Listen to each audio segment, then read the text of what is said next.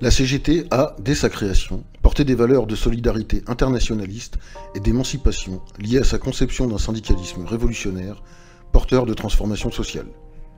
Cette vision du syndicalisme a fait de la CGT la bête noire de tous les réactionnaires, et en particulier de l'extrême droite. Cette dernière a d'ailleurs toujours cherché à combattre la CGT, les Rouges, tout en tentant de rallier les classes populaires à ses thèses xénophobes et racistes. Tout au long de son histoire, la CGT, fidèle à ses valeurs, a donc combattu l'extrême droite, ses idées et ses organisations. Retour en images sur quelques grands moments de ce combat.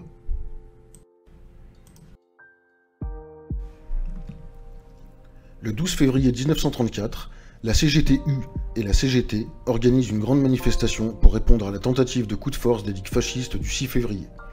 Face à cette menace grave contre les libertés, le mouvement ouvrier riposte ainsi en mêlant revendications sociales et démocratiques. Cette lutte aboutira en partie après la victoire du Front populaire en 1936, avec des conquêtes comme les congés payés.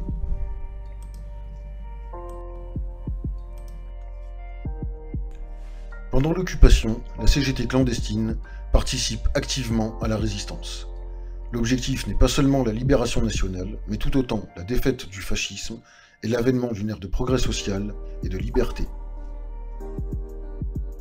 Pendant la guerre d'Algérie, la CGT soutient la lutte de libération nationale du peuple algérien et combat résolument les fascistes de l'OAS, partisans d'Algérie française.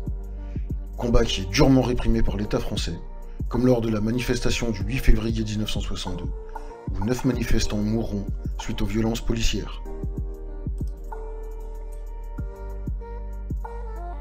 Dans les années 70, face à une montée des idées racistes et xénophobes liées à la crise économique, la CGT initie une grande campagne antiraciste et en défense de la main-d'œuvre immigrée.